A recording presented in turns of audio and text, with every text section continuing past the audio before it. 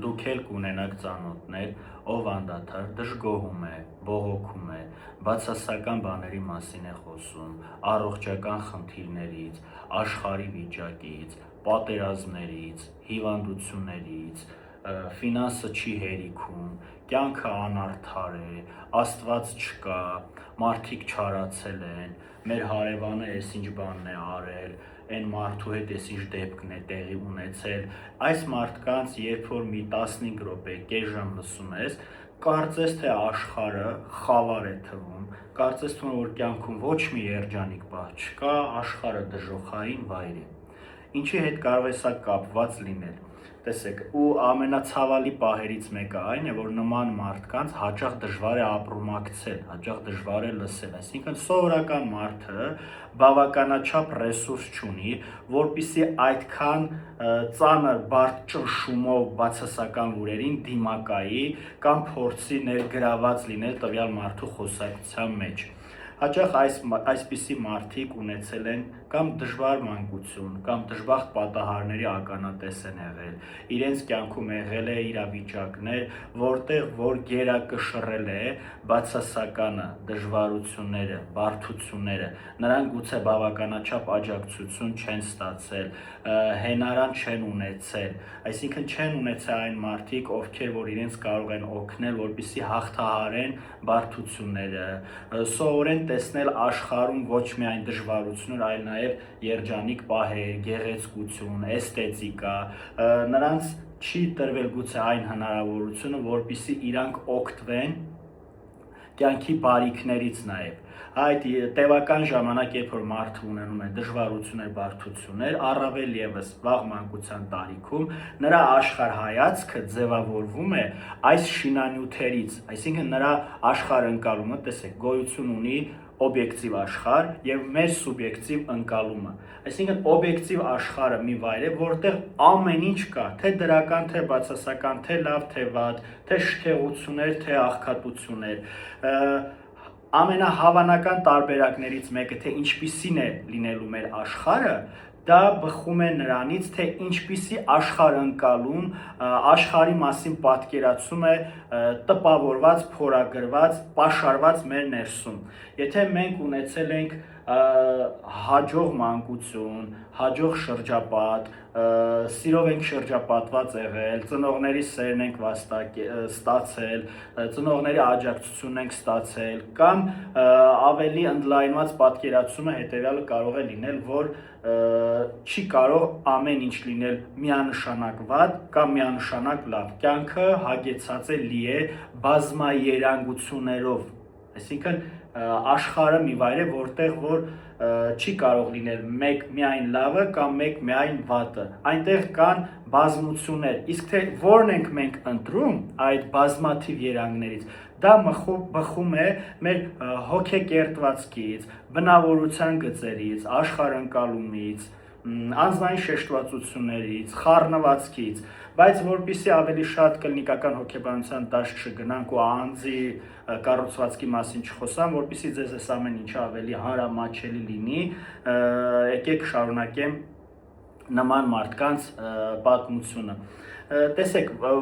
միշտ չէ, որ անպայման պարտադիր է, որ մարդը դժվար մանկություն ունեցած լինի, հնարավոր է, որ նա նորմալ մանկություն է ունեցել, սակայն ինչ-որ փուլում, ինչ-որ տարիքում նրա կյանքում տեղի են ունեցել տրագեդիկ պատմություններ եւ այս պատմությունների չհաղթահարված լինելը հետևանք է թողել, հոգետրավման վերք է դարձել նրա հոգեկան աշխարհում եւ այս մարդու աշխարհընկալումը գլխիվայր շուռ է եկել, այսինքն այդ դեպքից հետո այս մարդու կյանքը կտրուկ փոխվել է, այն հին դրական պատկերացումները, որ ունեցել է աշխարհի մասին, ամբողջությամբ կարծես հետ է մղվել։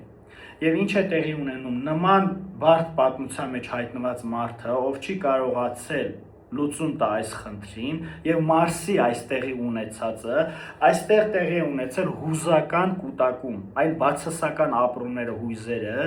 նրա անգիտակցականում, այսինքն հոգեկանը ունի միտեղ, որտեղ արխիվի պես ամեն ինչ պահպանվում է, կյանքի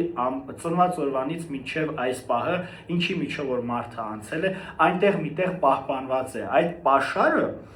երբ որ մարդու հետ բացասական դեպք է տեղի ունենում, անգիտակցականում այդ դեպքի հետ տեղի ունեցած զապիսները պահպանվում են եւ մարդու արդեն ընկալումը, այսինքն տեսադաշտը այդ բացասականի միջոցով է լինում, ոնց որ այդ բացասականը դառնում է հայելի, կամ ապակի, որի հետևից ես դու արդեն տեսնում աշխարհը։ Իսկ եթե քո ապակու վրա կա սևագրություն, դժբախտություն, դժվարություն, դու դրա հետևից ես տեսնում, ավտոմատ արդեն կապ չունի թե դրանից այն կողմ ինչ է։ Դու արդեն տեսնում ես, երբ որ նայում ես այդ հայելին, այդ ապակին, ինքը աղտոտված է։ Իսկ երբ որ դու աղտոտված ինչ-որ երևույթի հետևից ես նայում աշխարհին, դու առաջին հերթին տեսնում ես այդ աղտոտվածությունը, այդ դժվարությունը, արդեն բարդությունները, անարդարությունը, տառապանքը,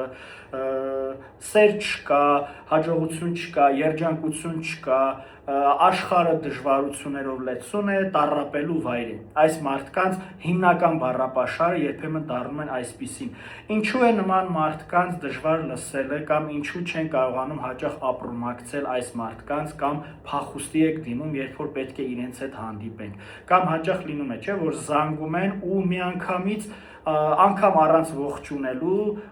պատմում են դժվար պատմություններ, բարդություններ, իրենց կյանքում տեղի ունեցած ծանր իրադարձություններ ու ձեր մոտ հարց է առաջանում. այս մարդու կյանքում ինչ որ լավ բան տեղի չի ունենում, ոնց է ստացվում, որ այս մարդու կյանքում անդադար դժվարություններ են, անդադար բարդություններ են։ Հաճախ նման մարդիկ իրենց թվում է, որ իրենց թուղթուկ իրեն արել, իրենց թվում է, որ իրենց վրեն նավս կա, իրենք ամենուր արտաքին աշխարհում են փնտրում խնդրի պատճառը։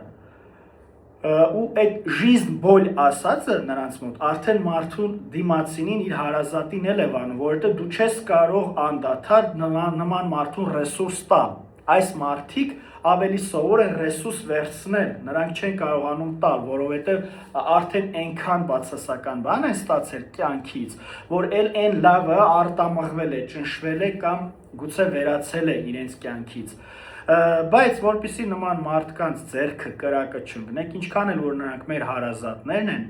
սովորական մարդը առօրյայում անզոր է դառնում նման մարդուն օգնություն ցուցաբերել։ Իսկ երբ որ խորհուրդ եք տալիս, որ լավ կլինի, կյանքը անցողիկ է,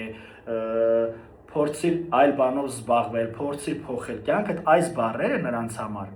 абսուրդի են, абսուրդի չափ են, այսինքն абսուրդի տեսք են ունենում, որովհետև իրենք այդ պահին նիդայետը վիճակում են։ Նրանք ուզում են, որ ասես, հայո, հա շատ վատնա, ամեն ինչ վատա, ամեն ինչ դժվար է, աղա, իրոք էս ինչ վատնա,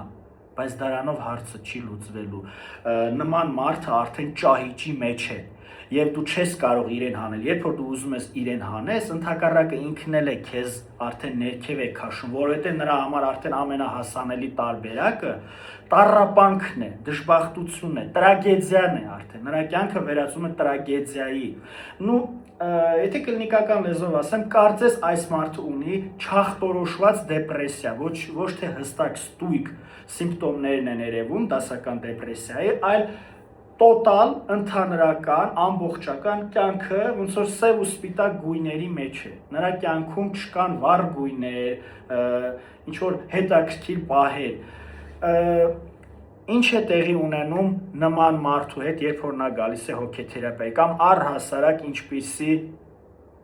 մոտեցում է պահանջում նման մարդու հետ աշխատելուց։ Հիմա շատ հետաքրքիր պահ կուզենամ ձեզ հետ կիսվել, տեսեք ինչ է տեղի ունենում, երբ որ մեր աշխատանքը սկսում է ձևավորվել, արդեն այցելուի հետ վստահելի փոխհարաբերություն է ձևավորվում,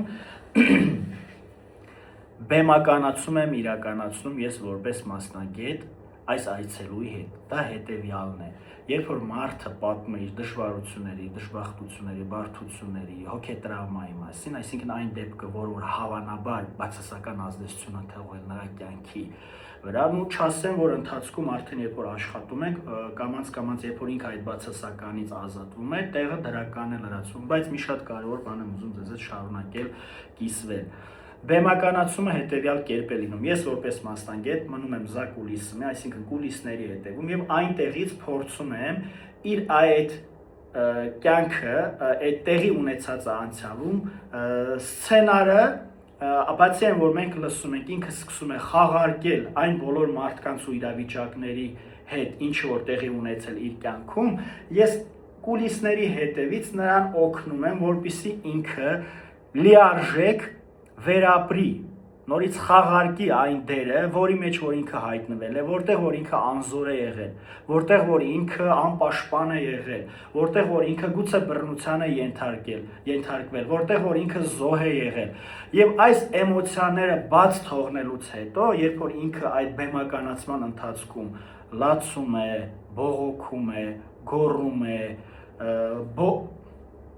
բացասական մտքեր է արտահայտում, քննադատում է, անարդարությունն է արտահայտում, ասում է, որ ինչ չեք սիրել, այսինքն այստեղ շատ բուռն էմոցիոնալ իրավիճակ է ստեղծվում, որտեղ որ մարդը այստեղ ու հիմայից կարծես տեղափոխվում է այնտեղ ու այն ժամանակ, իսկ այնտեղ ու այն ժամանակ, քանի որ նա մենակ է եղել, անզոր է եղել, անպաշտպան է եղել, նրա միակ խնդիրը եղել է ողջ մնալը, նա ակցենտով ասած յոլա է գնացել իրավիճակում փորձել է գոյատևել որպեսզի հաղթահարի այդ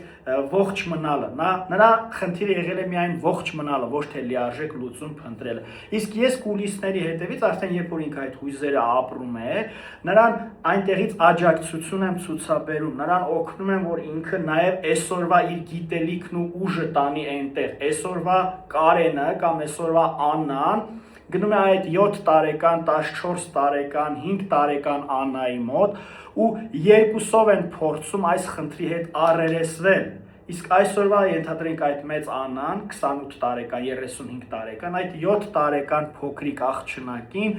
գրկում է, օգնում է, ուժ է տալիս, ցույց է տալիս, որ նա մենակ չի, ցույց է տալիս, որ սա այն իրավիճակը չի, որտեղ որ ինքը եղել է անօգնական, բայց նախքան այդ ինքը այդ անօգնականության ճիճնել է արդեն վերապրել։ Եվ հոգեկանը կամած մարմինը ազատում է անցյալի բեռից, այստեղ տեղի է ունենում կատարսիս, այսինքն մաքրում, մաքրազատում, ազատագրում, հոգեկան ու մարմինը ազատվում են այդ անցյալի բեռից, որը որ նրա ուսերին, նրա գլխին դրած է եղել եւ նա միշտ ճնշված է եղել։ Նման մարդու կազմվածքը պախոտ կամ մոռացա հայերեն ոնց է, այսինքն ճնշված է լինում, երբ որ նայում ես նման մարդու, նրա դեմքը տխրություն է արտահայտում, նրա մարմինը հոգնածություն է արտահայտում, իրականում հենց տենց է լինում է, այդ հոգետրավմա ասածը ոչ թե միայն հոգեկանում է պահպանում, այլ նաև մարմնում, ճակատային մասում, կոկորդի մասում, ստոծանու շրջանում, տալիայի շրջանում ու ոտքերի այս ներքևի մասում ու հաճախ նաև ծնոտի այդ մարդիկ կարծես այսինքն ծնոտը ուժեղ սեղմած տեսք են ունենում հաճախ դա զսպված ագրեսիայի մասին է կամ կարող է վախի մասին լինել այսինքն այս բացասական էմոցիաները պահպանվել են նրա անգիտակցականում, այդ հոգեկանի արխիվում եւ նա աշխարհի հետ կապված ինֆորմացիան բացասականով է ընկալում, այսինքն այդ ֆիլտրը նրա աշխարհ ընկալման, այդ գերակշռող հույզերն են։ Իսկ հույզը, երբ որ հոգեթերապիայի ընթացքում հնարավորություն է ստեղծում այդ հույզը իր կյանքը ապրի,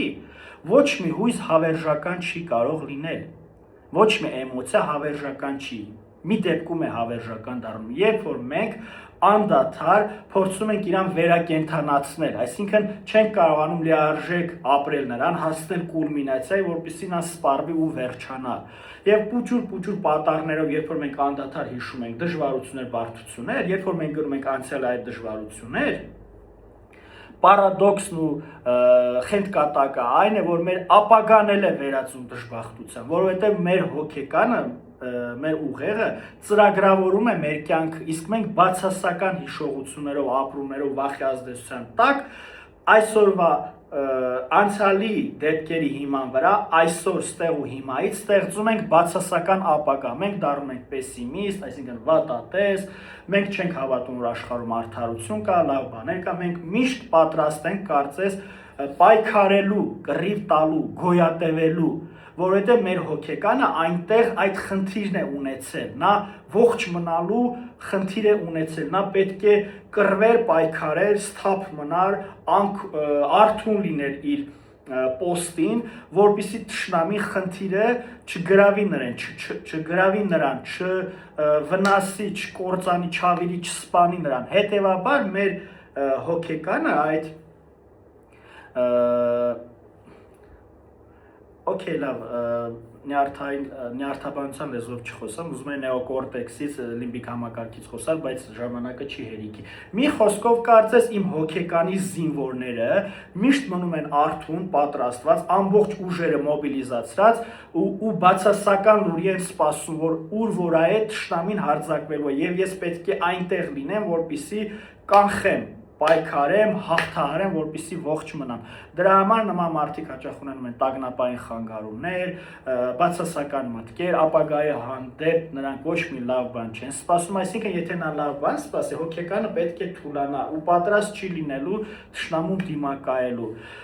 Եվ նորից որ հետ վերադառնանք հոգեթերապիայում տեղի ունեցած բեմականացմանը, այստեղ երբ որ այդ բեմականացումը տեղի է ունենում, մարդը արդեն կարծես հետ է վերադառնում կյանք, նա ազատվում է անցյալի բեռից եւ արդեն կամաց սկսում է սովորել աշխարհը տեսնել ավելի բազմերանգ եւ նա հետագայում արդեն զարգացում ենք այն հմտությունը, թե ինչ է ուզում առհասարակ ինքը կյանքից, ինչպիսի պլաներ ունի, ինչպիսի մտադրություններ ունի, ապագայի մասին ինչպիսի պատկերացումներ ունի, ինչպիսի չիրականացած երազանքներ ու նպատակներ ունի։ Այստեղ արդեն անցնում ենք ուրիշ էտապ։ Այսքանով բավարարվենք, սիրելիներս, լավ մնացեք, մինչ հանդիպում։